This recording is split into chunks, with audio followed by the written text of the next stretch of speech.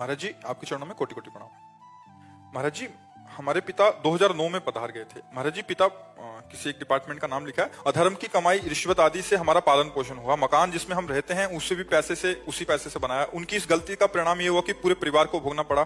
माता जी का स्वास्थ्य बिगड़ गया, छोटा भाई नशे में चले गया और उसकी पधार गया। और कहते हैं उस मकान में रहना चाहिए क्या, उसकी गलती का परिणाम हमें भी भोगना पड़ेगा। हमारी बुद्धि गलत मार्ग पर ना चली जाए महाराज जी, हमें भयभीत हो। पूरा घर लेके डूब जाती है और बच्चों को सब भोगना पड़ता है। दोस्तों, हमें गलत काम नहीं करना चाहिए। देखो, एक भक्त कितना परेशान है और उसको गुरुजी क्या बता रहे हैं। जड़ वस्तु है मकान, उसको हम पवित्र कर सकते हैं। पिता ने गलत किया तो जो कुछ परिणाम उनको भोगने को मिला, परिवार को मिला। अब नाम कीर्तन, भगवान की कथा वार्ता, भगवान की आरती पूजा, शंखनाद, अगरबत्ती, धूप बत्ती का धुआं, तो पूरा मकान पवित्र हो जाएगा। गंगा यमुना जल छिड़क दे, कभी किसी संत महात्मा को बुलाकर बैठाल के पवा दे, उनकी जूठन गिरे, घर पवित्र हो जाएगा। और आगे आपके द्वारा गलती नहीं होनी चाहिए।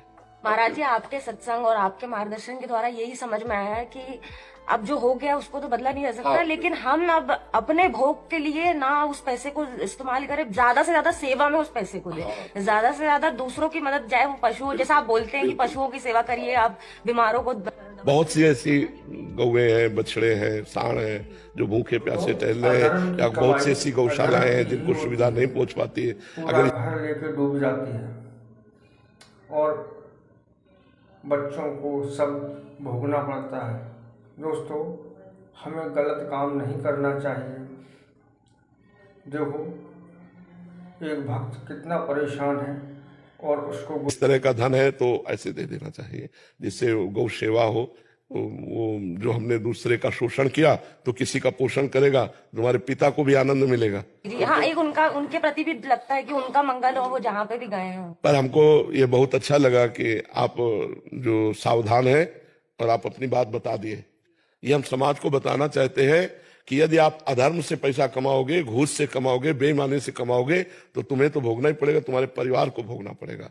हाँ बिल्कुल, इसलिए भले 100 रुपया कमाओ, मूंग की दाल और रोटी खाओ, साइकिल से चलो, लेकिन तुम्हारा परिवार बहुत। अधर्म से कमाओगे तो तुम्हारा जीवन तो अच्छा देखो, बुरे कर्मों के द्वारा कमाया हुआ धन कभी सुख नहीं दे सकता, वो जलाएगा, पूरे जीवन जलाएगा तुम्हें। ये बाहरी जो बेईमानी का पैसा है, निर्दोष को आप दंड दे दिए और दोषी को बख्श दिए तो पैसा आके आपके आग नहीं लगाएगा।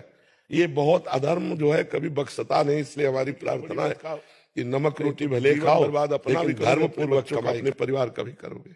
महाराज जी, हम तो बस आपने निहाल कर दिया, मतलब आपने जो नाम दिया है, आपने जो धाम दिया है, आपकी नाम जप करो और जो अर्थ आपकी सेवा से ज्यादा है वो गौ सेवा में दे दो, अन्य सेवाओं में दे दो और धर्म पूर्वक चलो। धर्म से जीने में शांति है, सुख है, आनंद है। अधर्म में अशांति है, दुख है, क्लेश है।